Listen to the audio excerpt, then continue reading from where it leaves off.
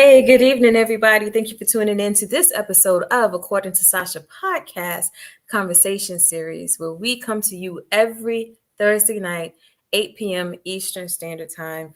And we just chat it up with other professionals to see what they have going on in their lives and their business and more. And tonight, I have a very special guest that's going to be with us tonight. She is a powerhouse in her own right. She is the accountability accountant, and she will just let us know anything and everything about finance. She's been featured on Forbes and other news outlets and other shows, and she is doing an amazing thing with just getting this message out there about how to be accountable about your finances as a business owner, as well as tax strategies to, what the IRS don't want you to know and all these other things. But I'm going to let her tell you all those gems. But first, before we bring her up, you know what you got to do, right? You got to like, follow, and share all of our platforms. Everything is streaming down the bottom. You know where we are. We're here with you on Thursday nights via StreamYard. And we're on Facebook, Twitter, and YouTube. And then we're also on Spotify, iHeartRadio, Amazon Music. The list goes on and on and on and on, just like that. And so I want to thank everybody for all your support so far. Thank you for the first season support. Thank you for the second season support. And I thank you for just always tuning in, whether you're watching or listening, whether you're downloading the streaming files, whether you are on YouTube and subscribing and all those things. We just want you to continue to do what you do, because when you do that part for us, you're not only doing it for According to Sacha Podcast, but you're doing that for every guest that comes on this platform. So the more you do, the more you share, the more the word gets out about everybody that's up here on this show. So I really do appreciate all of you guys, and thank you so, so much. Now, one other thing too, I want to say that if you're already following me on Facebook, whether it's my personal page, my business page, or anything like that, or on Instagram, you know I have some engagements coming up, and I want you to make sure you stay tuned. If you're local to the area, come on out tomorrow night, 6 p.m. over in Norfolk.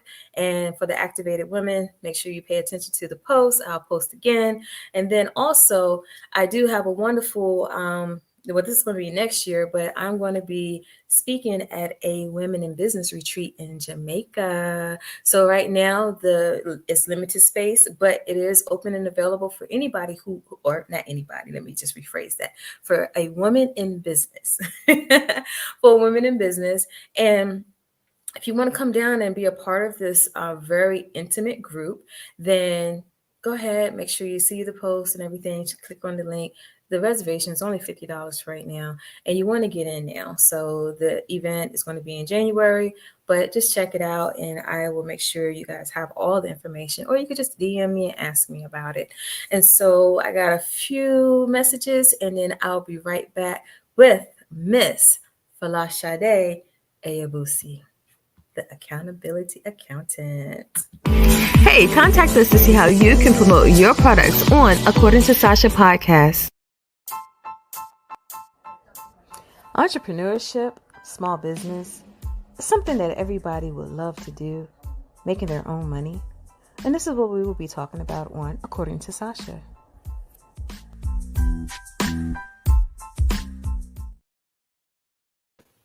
Hey, good evening. How are you? I'm fine, and you, Sacha? How are you? I'm doing wonderful, Folasade. I just have to let you know I got it right, and I just love the way your name just flows, Folasade. That's a very beautiful name, and thank you for being with us tonight. And so we want to go ahead and just get into the gritty of this, because I've been watching your videos, I've been watching you and just, taking in the information that you share and your passion behind it. So I want you to start off and just tell everybody who's watching or listening, who is Folasade? When you first told me that you're going to ask it, I'm like, who is Folasade? Folasade is ever dynamic. I'm always growing. I'm a mom, I'm a wife, I'm an accountant, I'm a child of God, and I have a strong purpose to really help the brown community become financially sound. And I'm hoping that, before I depart this earth, I would have made an impact and hopefully have saved our community. I want to do $1 trillion. So $1 trillion. So that's who I am. I'm a devoted, loyal. I have a lot of integrity. I don't know, I'm honest, I'm everything. I like to dance, girl. But I think honestly I have a purpose. So I'm purposeful. I love that. I love that. And so you're taking your purpose and see, and that's where we see your passion comes in from, because it does take for you to understand what your purpose is in order for you to ignite that passion that lies behind it or that fuels it. So let me ask this question first. How did you get involved in being an accountant or wanted to be at the start of the early age? Like, what was it that brought you into this world and made this your actual niche? Well, I have to be honest here. I'm extremely transparent. I fell into being an accountant. I was originally going to do Gallatin the School of the Arts to build sets and to travel the world and do all of that amazing stuff. My mom ended up losing her government job, and our finances went downhill. So we were no longer able to afford the expensive lifestyle that Duke Ellington had. So at that point, during that time, I was interning with my dad over the summertime, doing taxes and stuff with him because he has an accounting firm here in Maryland as well. Okay. And so what I did notice ultimately, well, first of all, I had to let go of the Duke dream, couldn't afford that no more. So automatically my purpose shifted. When I was working with my dad, I started to realize that the conversations were different. When I was in the hood living with my mom, we would walk to H&R Block to get our tax returns filed. Everybody was so excited about their refunds and girl, I'm gonna get this, my mother gonna give me this and everything.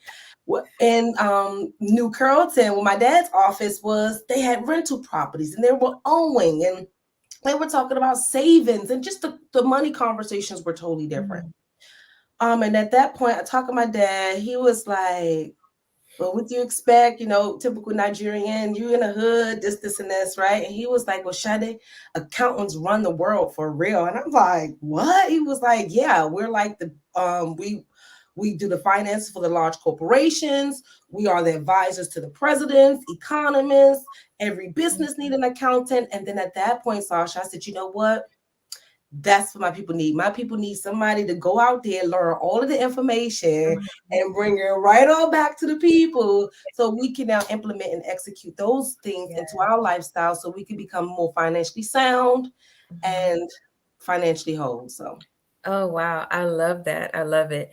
And I would ask this. So working with business owners, because is that your specialty is with my business owners? specialty, yes. Yeah, but you can speak to anybody because you are an enrolled agent. So an enrolled agent with the IRS is pretty much a highest standing when it comes to tax professionals. Yes, it is. And so you pretty much can, you can speak to them. You can do a whole lot of things that the average H&R H&R Block rep will not be able to do.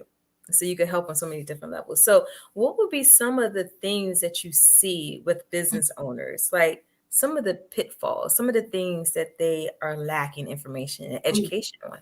I'm gonna just say, jumping right into it, the biggest issue that most small businesses face is that they fail to consult with an accountant prior to starting that business.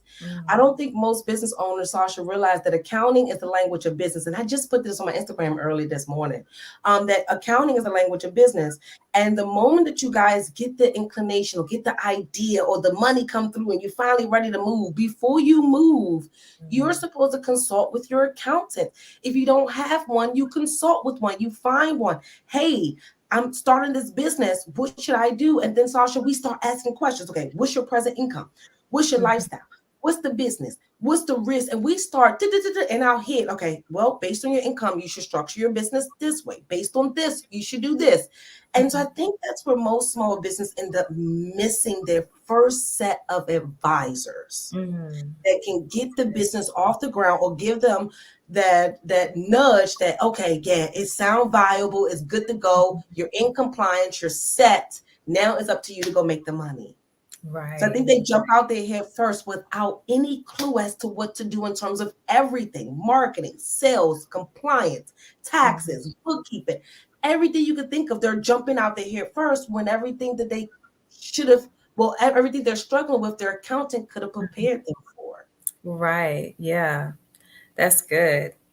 That is good. So everybody who's watching right now, if you have any questions, this is the time to ask. all the business owners out there or anybody who's looking to start a business, ask these questions right now while we have Folasade on our platform.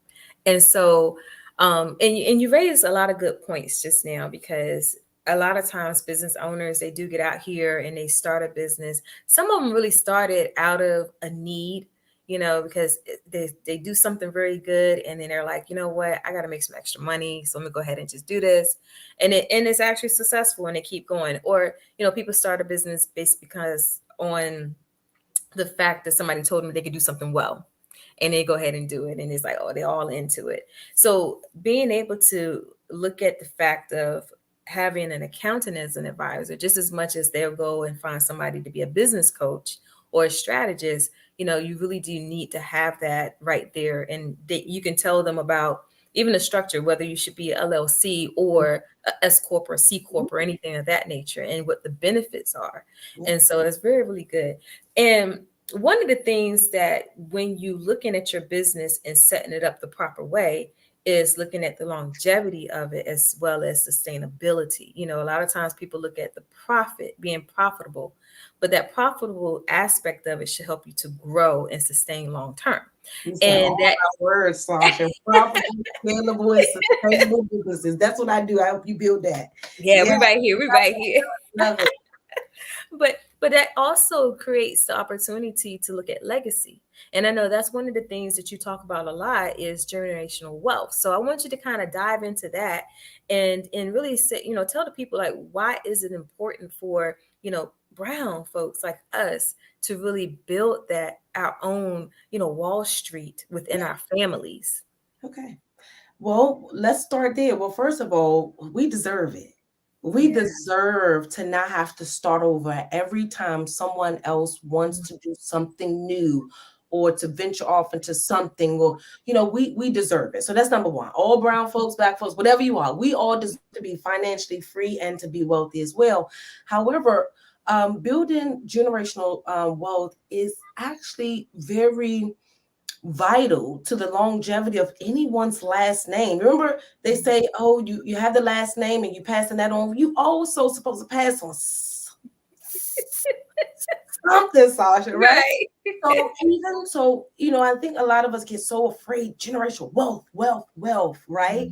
And what we don't understand is that wealth is what we physically able to generate. So if you're only able to generate $10,000, but when you pass away, you leave your family with $10,000, that's a start.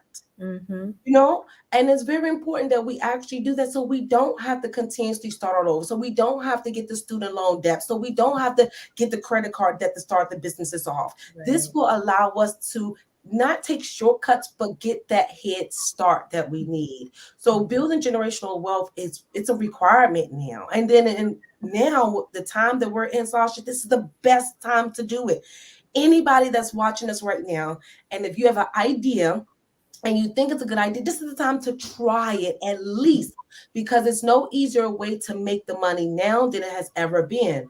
So it's very important that we kick ourselves in the butt now, because it's easier to make the money. We don't have all of the barriers and all of the things that our ancestors and the businesses before us had. They had to have brick and mortars and had to have contracts with this company to get equipment and material. Now, y'all, we can lease almost everything, start our businesses in our home, and we're saving hundreds and hundreds of thousands of dollars. So I think it's number one, essential to live on your name. Number two, essential so your family don't have to start all over. And then three, it takes us out of having that hard life. If you see everybody on YouTube, soft life. You kind of know my personality a little bit, right? Soft life, right? And so this allows us to allow our women, our younger girls, to be able to live that soft life. So it's not just about having a lot of money or millions of dollars. Honestly, truth be told, many of us may not leave millions of dollars. But if we have the life insurance policy, that's generational wealth. Yes, that's really good. And then it's a mindset shift. Because a lot of times when you're just like when you said you want to pass down, have the dollar signs, according to, what you're going to pull in for your wealth and what that's going to look like for you. So you want to pass that down. But a lot of times what is always passed down is generational debt. It's that mindset. It has, okay, well, like you said, that hard life living, or you got to strap up your bootlaces, you got to do this and do that. When you have that idea and that plan, especially when it's attached to a purpose, is one thing. When you have that purpose attached to it, it's like everything's going to fall in place, but you have to take the right steps to get where you're going to go. And so, but when you're doing that and you're pulling that plan together, you at least be able to look at it, with that strategic foresight, to look out as far as you can and say, look, this is exactly what I want my business to be like, and then put everything in place. Get the accountant. If you need a business coach, do that. Do everything to help yourself line it up properly, where you can actually see yourself going somewhere, but then also letting that torch be taken even further. And so with that, with business owners, I know another thing that you always talk about or have talked about is how to hire your kids, to work for your business. And that also is a part of legacy building as well. So go ahead and dive in. Oh, well, first of all, Sasha, that's the first step to building generational wealth. Because let's say we do have the business and it lasts for 10 years, you're getting old. What happens is the average Black business have not effectively set themselves up to be bought and sold. So our only way to continue on the legacy is by handing it over to our children. Yes. But if we never got them in the business early, Sasha, if we never taught them the ins and out, how are they going to maintain the business when we depart? So building generational wealth gives them the exposure, number one, that they need to live on your legacy and to continue on their business and to be financially literate. Number two, hiring your child also allows you to start investing in them early. Yes, you can get the custodial IRA and all of those things. However, the moment that they have earned income, they can now have their own Roth and everything else. So this opens up the floodgate for their early investing and things of that nature. The third reason why hiring a child is essential because it keeps the money in the family. So if you have a 15-year-old that is able to type, well, why pay someone else or a VA to do what she possibly can do when you pay her? And guess what? You don't even have to pay for her now. They want these Louis Vuitton bags. They so expensive these days. So she didn't work for her money. So however way she spend it, that's how she spend it. So this allows you to now take some of that financial burden off taking care of your children because they work in the business. You're paying them, and now they're using their income to pay for their little things that they want. And then last but not least, right? This will allow you to save money on your taxes. All of the other things are actually more beneficial than the tax savings. But most people don't think about it. They just think about, I'm going to save money on taxes. The reality is, if we're able to really teach your child the business and they're able to turn your $500,000 business to $5 million, there's no tax savings possible that can recover that. So yes, hiring your child help you save on taxes, but in the end, the first four things that I mentioned is the crucial benefits of hiring your children. They're able to live on that legacy, and then you save a little bit of money on taxes too. So you're doing two things at one time. You're saving some money, you're building legacy. But no, actually three things, because then you're investing in your kids as well, and then they have something.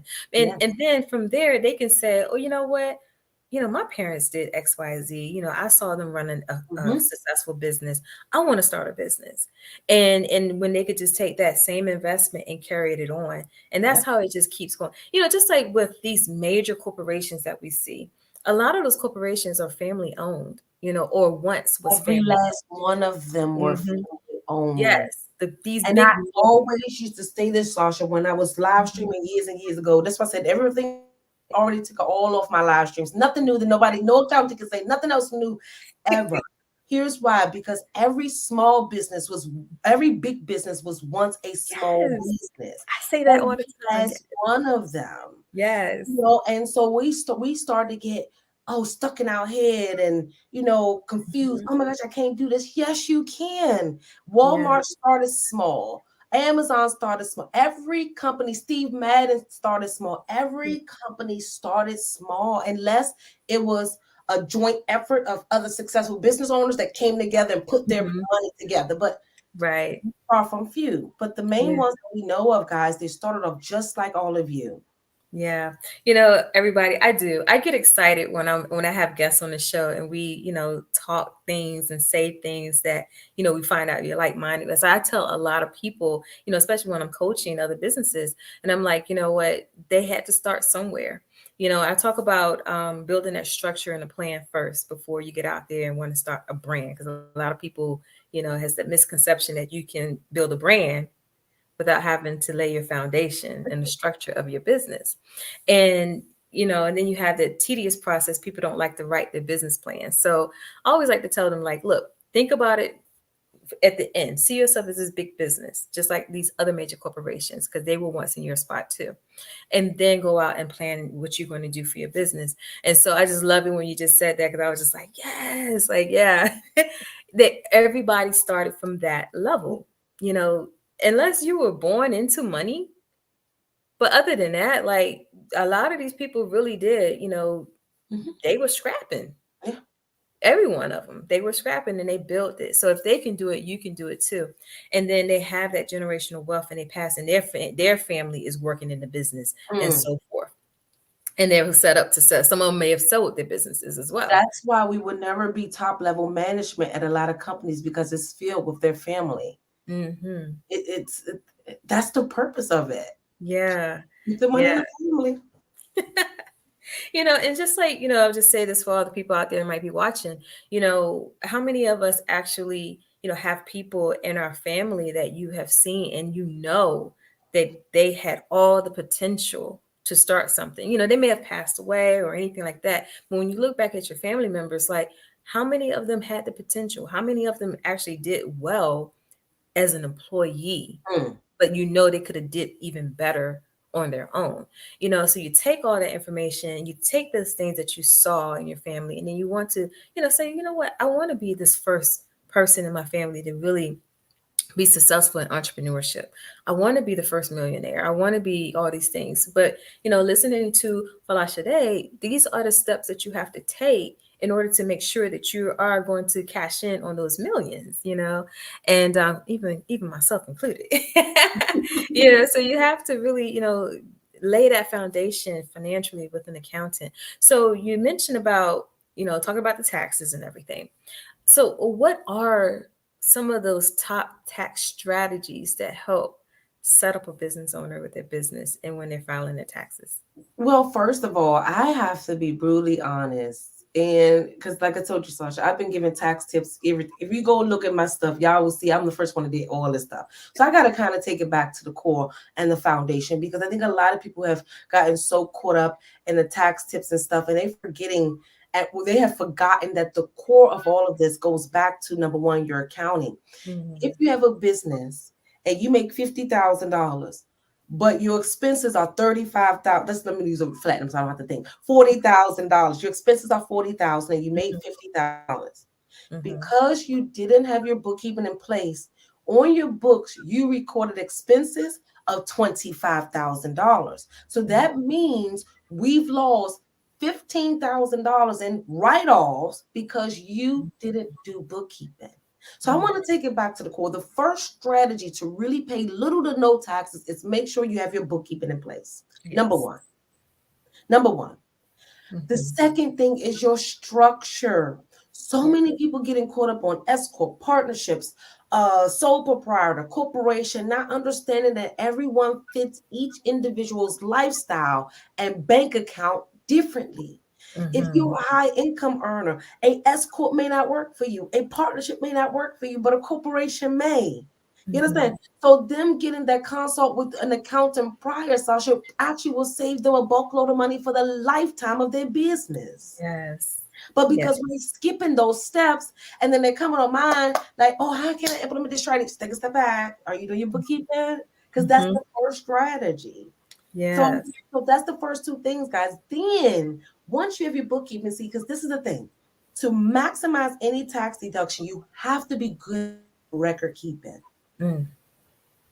If you're not good at proper record keeping, if you were to get audited, and this is where my book, and I'm going to have to drop a little plug for my book, Audit Proof, because this is when now, if you get audited and you claim that $35,000 in expenses, but you didn't audit proof, right? They can throw that $35,000 expenses out. Mm. So you have to have your paperwork and stuff in order. That is first. Yes. Then we talk about the tax strategies, because bookkeeping is a strategy and structure is a strategy, guys. That's good. Okay. Don't let nobody fool you with the bells and whistles. That is a strategy, because think about it. We cannot maximize the deductions if we don't have all of them. Your bookkeeping give you all the deductions. So when I look at clients P&L, when I go down, I look, okay, I don't see no rent. Okay, so if I don't see no rent, then that means they can probably claim business use of home. Mm-hmm. Third one, deducting your business use of home. A lot Yeah. of us are operating our business from our homes. And guess what? You're able to deduct a portion that your business utilized of your household expenses. Mm-hmm. But if you don't track your household expenses throughout the year, you're going to miss out on those deductions. So Yeah. it goes back again to tracking and bookkeeping. Mm-hmm. That's good. So, Sasha, it's layers to this. So, guys, I really would love if you guys would just take a step back. The strategies are there. We have them. We got the juice now, y'all. We got it. Y'all will have to, because at one point in time, Sasha, honestly, 7, 8 years ago, I was kidding. We didn't have all the strategies. But this is reading and classes, and we're getting it. So y'all don't have to worry about the strategies disappearing. You guys have to worry about getting the paperwork that we need you guys to have, so we can maximize the strategies. Mm-hmm. That's that. Then I'm also going to go into, I'm going to say, cost segregation. So a lot of people have equipment and rental properties and assets and things that they're not maximizing their deductions on. We have to separate the cost of certain things so we can maximize the deduction regarding that cost. Mm-hmm. So let's say, for example, if someone invested into real estate, right? Mm-hmm. And they did, let's say, $50,000 worth of improvement, but they only gave us $50,000 improvements. Me being the accountant I am, must in the back and say, hell no, break that down. Tell me exactly what the 50,000 is. Mm-hmm. And by doing that, I can take the maximum depreciation or the maximum expense for those deductions, Sasha. So once again, paperwork, and then the strategy falls right in place when you're working with the right professional. So we talked about bookkeeping, structure, okay, the business use of home, and then we also talked about cost segregation. Mm-hmm. Oh. And then so I'm gonna leave this one with a general one. Investing into your wealth and your future plans. The IRS loves it. Okay. The IRS loves when we invest into our retirement plans. This is why we get a deduction or our taxable income for our contribution to our 401k or our contribution to our traditional IRA. The tax system love it. Okay. Yes. So one trick that I'm really finding out is that if you guys have a very sound budget, right? And you guys heard it first on Sasha's podcast.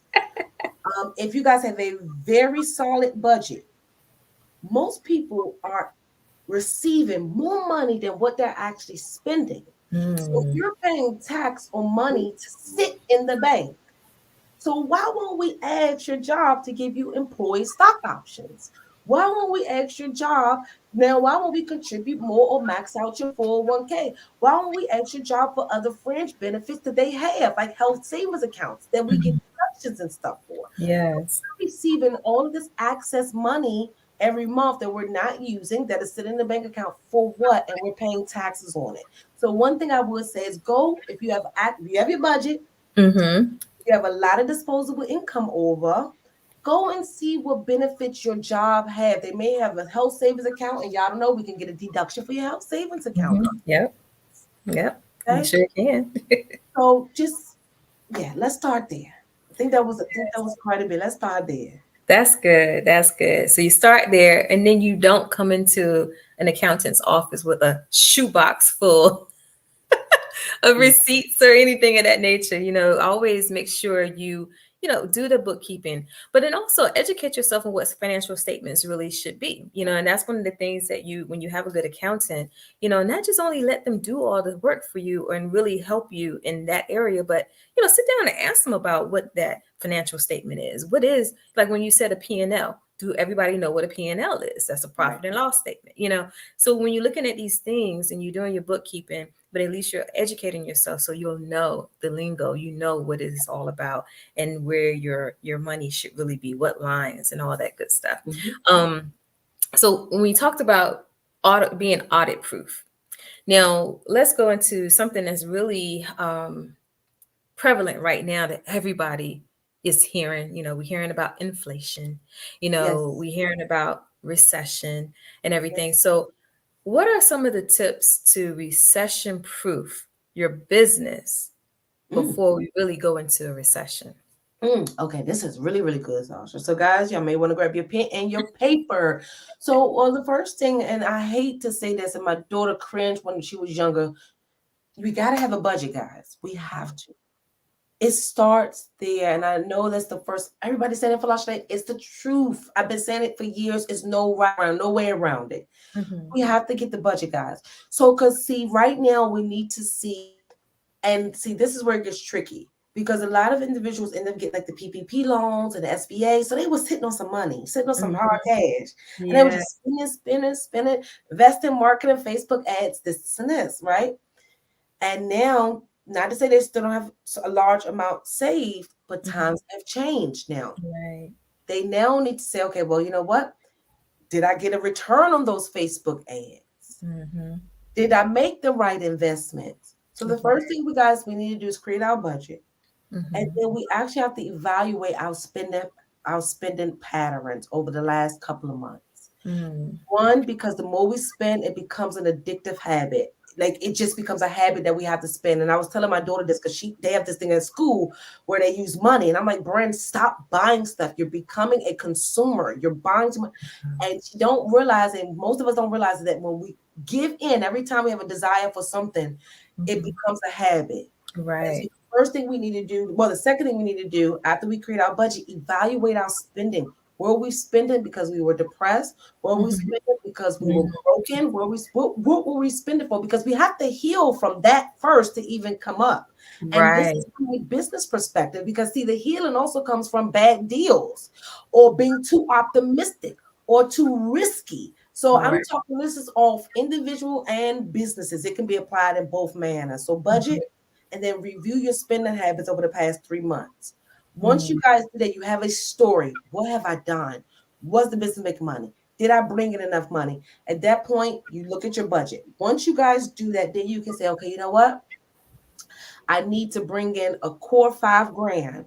Mm-hmm. And once you do that, you set the goals. You start selling. So this is the thing, guys. During a recession, during tough times like this, you have to actually go a little bit harder. It's not the time to kick up your feet. I don't care if you have $1 million saved or $100,000 saving, you good, right? No, this is not the time to kick up your feet because it depends on how your savings or your investments work. If you have investments in stock and crypto, that can wipe out tomorrow. You could be poor tomorrow.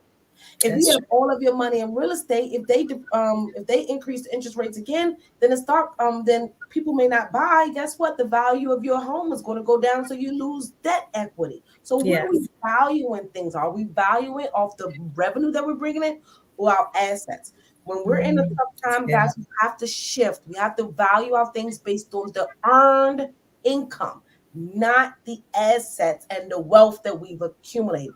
That's supposed to stay there for hard times. Yes. Not that shouldn't be touched now. We need to now make sure we're earning enough to sustain. So if you wasn't, you need to kick it up in high gear. If you barely was, kick it up in high gear. And if you were doing good, popping off, keep popping off and making the money. So they need to do the budget, Yes. evaluate, and then they need to make more money. Yes. And then I hope I'm not too long-winded. Oh no, you're fine. And then last but not least, well, unless you want me to keep going, the next thing that we need to do is figure out how to diversify, not just diversify our investments, because that's where everybody is. Diversify my investment. No, I'm talking about diversify your income streams. I'm not telling you go and buy a rental property. No, what is it in your business that you're presently doing that we now can offer as a service? Are we doing something free that we can offer as a service? And did we create something that we can offer to the public? Have we written a book that we haven't put out there? Have we created spreadsheets that we didn't put out there?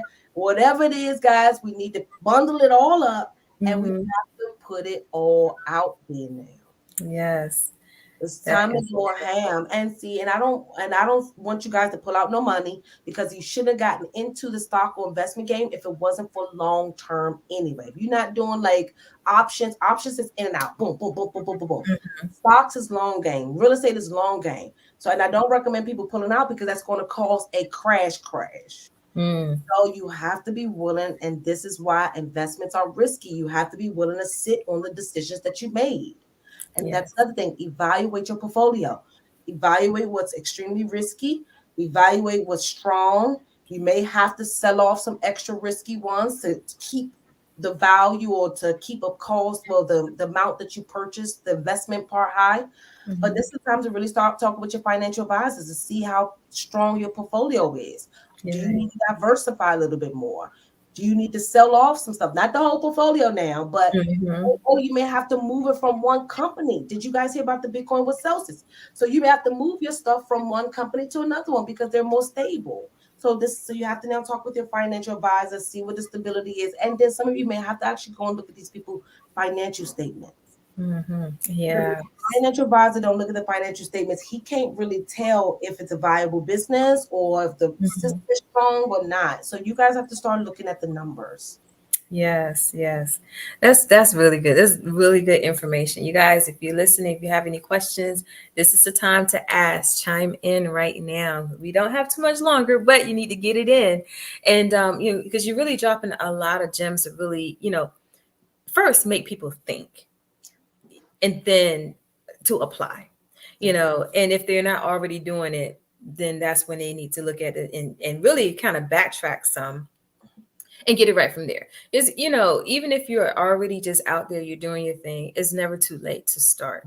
So if you have to backtrack just a little bit, when I mean backtrack, just backtrack in your thinking, just still yourself for a moment, the weekend or something like that, and really watch this video again because it's out there, all these tips and everything that Folasade is given.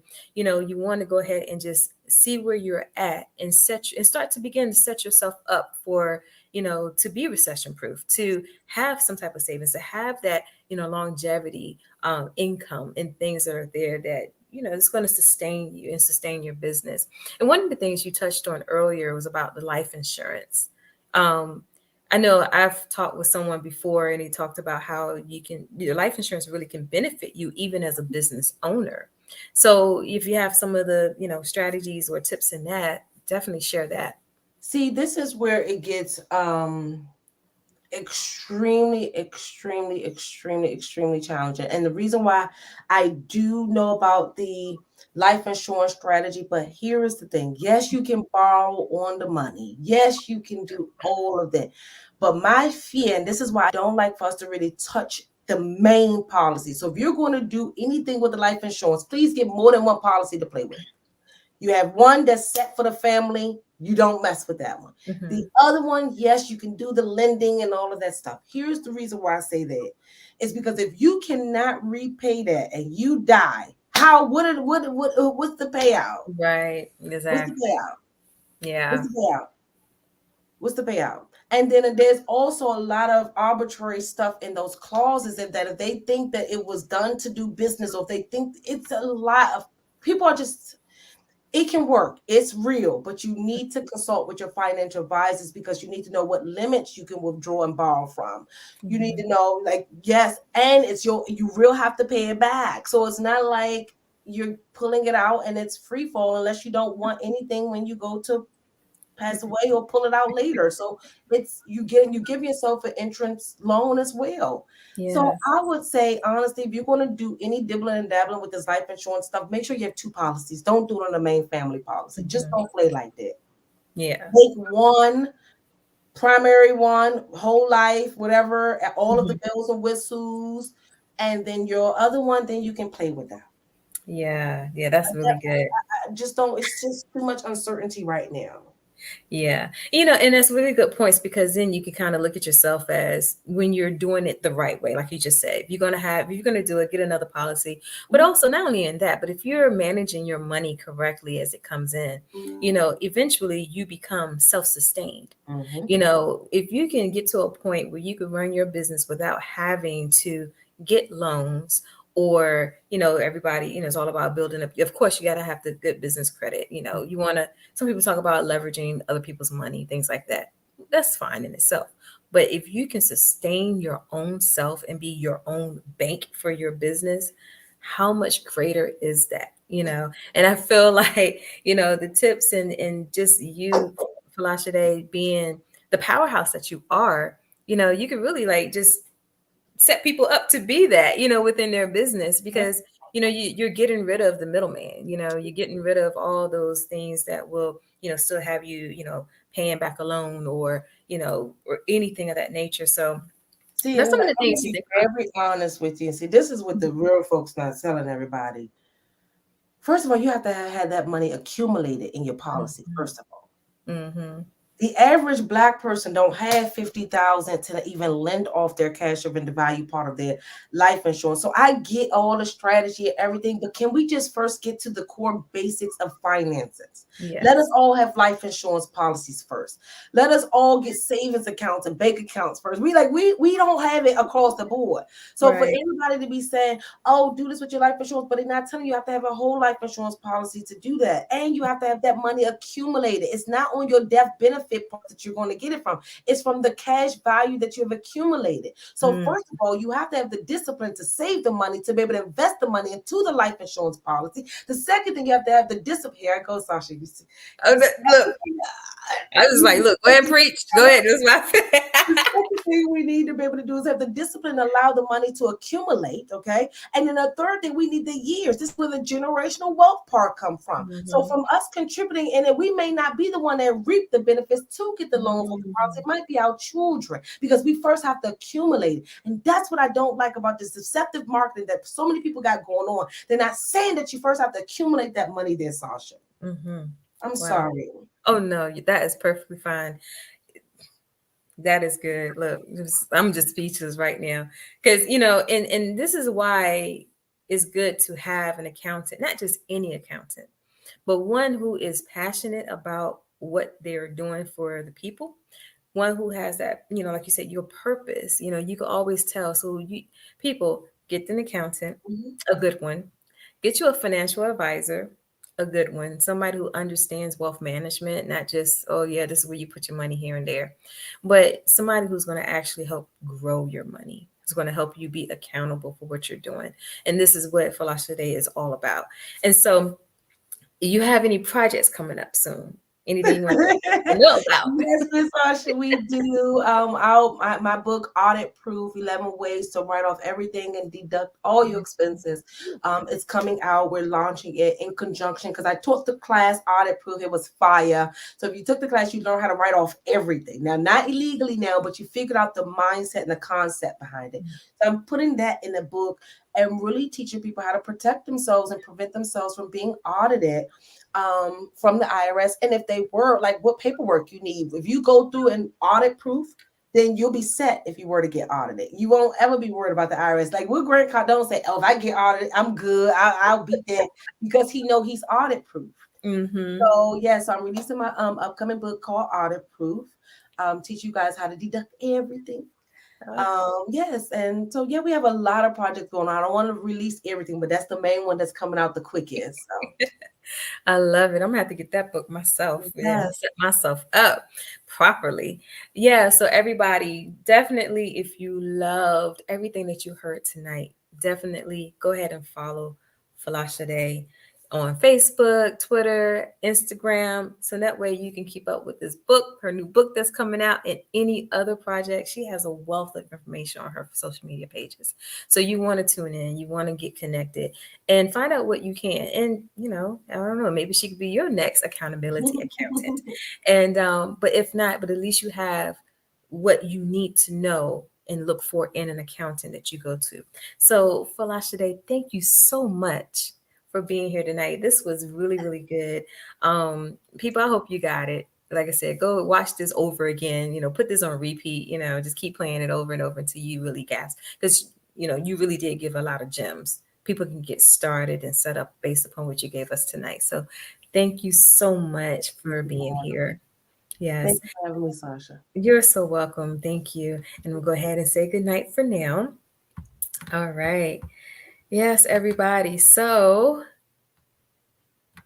if you enjoyed that, I want you to make sure you tune in next week, because we have another wonderful person that will be appear on the conversation series of According to Sacha podcast.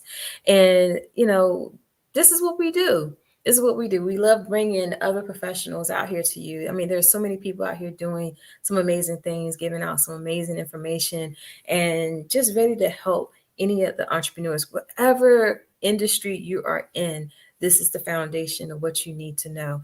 And so, if you're out there and if you would love to be interviewed on the According to Sacha podcast, here is the information right here on the screen. It is according to Sacha at gmail.com. That's according the number 2, Sacha, SACHA at gmail.com.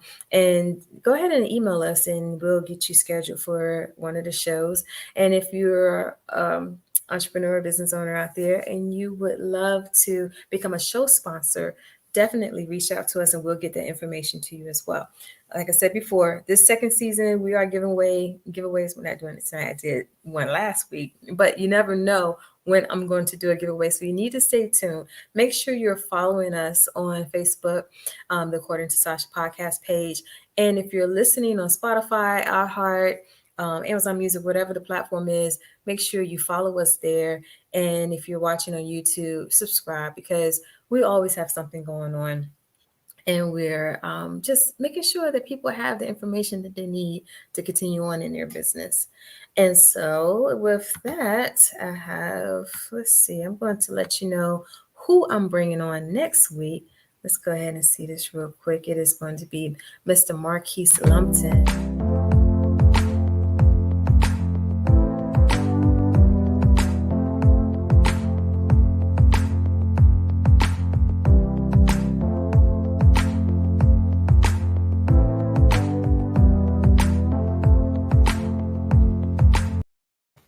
All right, so I was like, nod to the beat.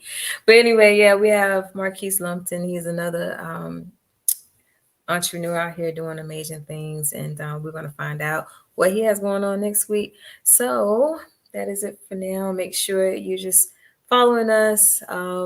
Anything that we have going on, like I said, I'm speaking tomorrow. If you're local, you want to come out, definitely do that. It's the Activated Women event, and I would love to see you there. And then also, I do have my book. Once again, it is Beyond the Music. If you haven't purchased it, definitely purchase it. If you are a music artist, or if you know one, this is an entrepreneurship guide for music artists, and because they are entrepreneurs as well. And so that is it for me, everybody. Thank you so much for tuning in to this week's episode. And remember to command your day and be great in everything that you do. Good night, everybody.